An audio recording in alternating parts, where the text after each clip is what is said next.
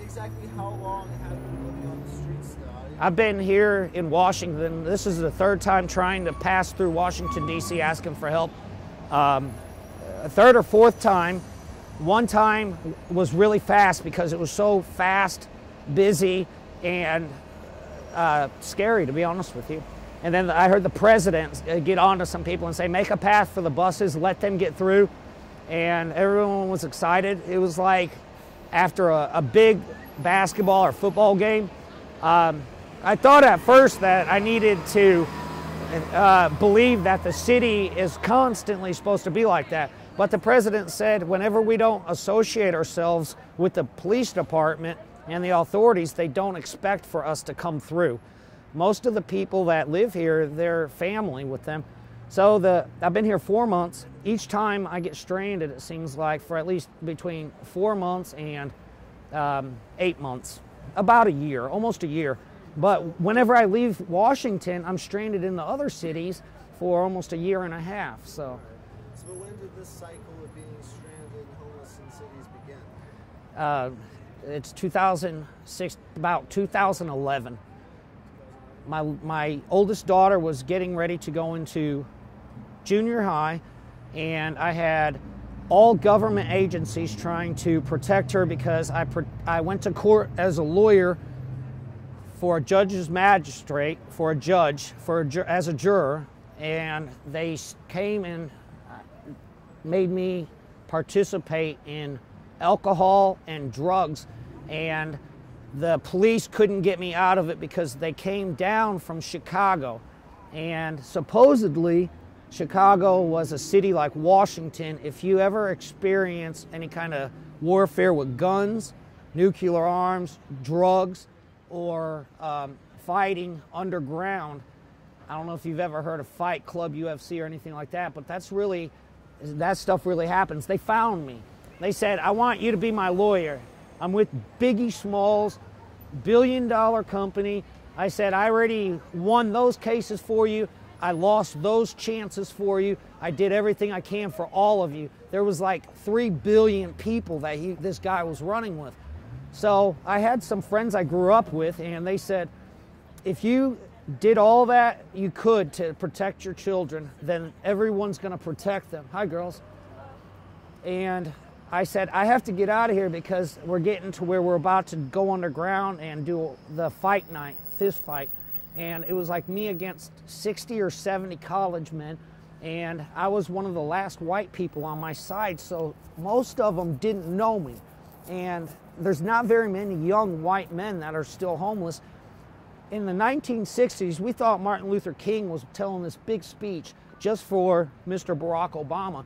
After 1 year of him being elected in 2009, from senator, Congress to president, over leadership of us for decisions and rights and understanding of what happened in the last 100 years, or 1786 till now, because we're so pressured and penalized that we have to, if we were at the top, we're no longer sitting there, but we have the money to be there, but our body can't handle it because we had to fall down because we made bad choices in society. This lifetime, they're not telling us that we're going to spend life in prison. There was some leaders that said, I'm talking leaders of the streets. There were some leaders that didn't distract people, and they said, I'm going to go in there and I'm going to see how long I can live in prison instead of sleeping on the sidewalk. The only other opportunity is the gang life, and I'm not a tattletale, so I can't work anywhere else. I said, I'm a lawyer for you. I also know everyone in DEA. I can put together a really good ring for you guys so that the DEA can be the one to fight these people internationally instead of you, like the police department. And some people said, I'll tell everyone the truth, but it ended up as in gunfights, and it got so close to me I ended up homeless in 2010. I tried a shelter. I went to a church. My last job I had was my last good job that wasn't me begging for food, was actually me working for a church and living in an apartment with disability funds, or workers compensation. It's where you work so many years in a company, you quit or are fired or retire, and you get to start cashing checks that were saved from SSI and workers' compensation. To my other two daughters, Bailey, I adopted her, and she's with her mother, which is in pharmaceuticals, and it caused a large problem because I helped some college kids invent some bad pharmaceuticals, GHB, ecstasy, some Lorcet tablets. It's like an adult aspirin or Tylenol, but whenever it's mixed or sold or stolen and purchased around in the streets, your friends are no longer laughing like you would be at a bar, where a bar controls the liquor content or cannabis. A doctor is supposed to actually do that stuff. So that mixed me into heroin addicts and heroin distribution.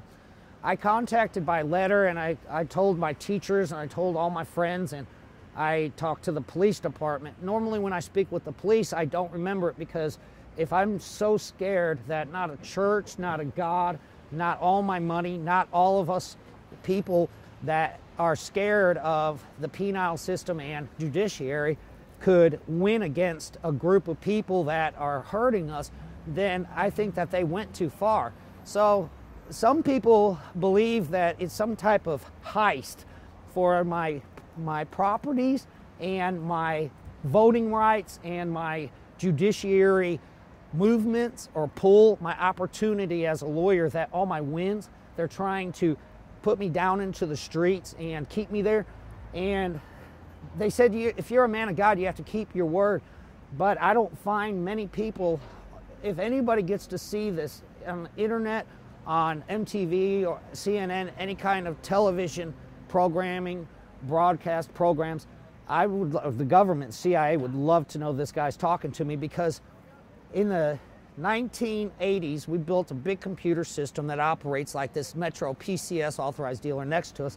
Cellular phones, satellite districts, small computers, laptop computers, laser touch screen operations that military ops and the Pentagon uses, and everyone around the world purchased it from me and him and them, and they're in college now.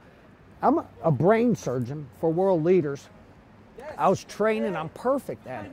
But if I, instead of trying to ask you guys for help out of this position of homelessness that we're in, I've counted probably 1,686, 1,746, over almost 2,000, less than 2,000 people that can live in a nice place. If we could pull some of either the really too cool and are doing very well winning. I'm winning now, but I'm not winning because I could have bought socks today. I bought a bag of ice to keep my food cool. I tried to talk with the police department at the college university about me and about 17 other guys being undercover in the military and law enforcement, FBI, SWAT. Gun makers, gun rights, lawmakers around the world, and also the CIA, a man like this with a camera that we allow to videotape us and not make fun of us as we either work or when we're hurt, like we're hurt now. The government controlled an operation because our Constitution, whenever the president signs a signature, actually goes to our allies, and our allies doesn't mean foreign, it means whatever country is that I'm from. He doesn't have to tell me. The president or the police don't have to tell me that in my country across the world they can find 3 or 4 more people to replace me. Whenever somebody does something like that, you instantly give up and you say, well, I'm just going to try to move on. I was saying that the opportunity in the 90s, a man like him that I'm looking at right now behind your camera, actually suggested that if he could save up enough money or get the opportunity to invent or make a camera that would purchase this technology and information, then he would definitely be on the job site to record it. And the CIA said, we've always been with your family, you're a great family, we are the government, we will back you up, USA, proud, freedom. And I said, I sure hope that it's not me, because I don't want to be homeless. I worked hard all my life. I worked in churches, coal mines, factories, cashiers, worked as a technology inventor, been a musician. I know how to play almost all instruments. I got my Godship. I believe in getting baptized. I believe in being quiet inside and outside very respectable. My skin's very sensitive. I'm old boy. I'm an old man. But I'm born in 1982. I'm 33. I think I've been on this planet since the beginning of its evolution or existence, its involvement. And I hope that by making it to the top, it doesn't mean whenever you realize who Jesus Christ or God is. I'm a cartoon artist. I don't know if you can see that on the TV, but the angels.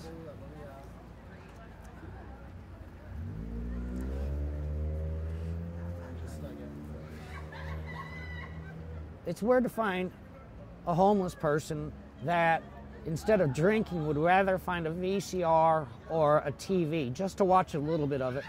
But to see your president on TV showing us that there's more problems than what we have actually brought me today to be strong enough to make it here and then pray up to the sky and ask some people. I thought I was going to meet somebody at 5:30. At the top of this movie, Andrei Rublev is angels and individuals, Holy Bible and scriptures from around the world. These are hidden secrets. There's some castles, might even be part of